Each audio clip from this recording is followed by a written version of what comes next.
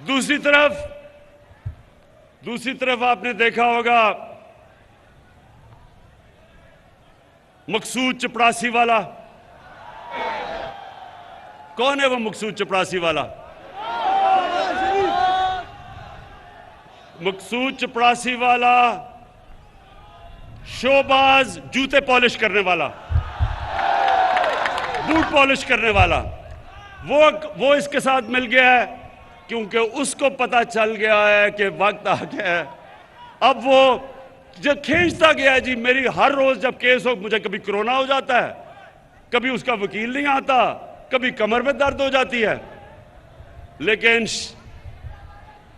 मकसूद चपड़ासी वाला तुम्हारा टाइम भी आ गया है।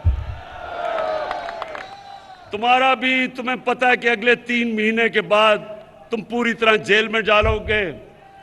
और जो तुमने अरबों रुपया इस मुल्क के बाहर अपने बेटे को बाहर बैठाया हुआ है, अपने दामाद को बाहर बैठाया हुआ है, फिक्र ना करो, उनको से पैसा हम वापस लाके बिजली की कीमत और कम करेंगे।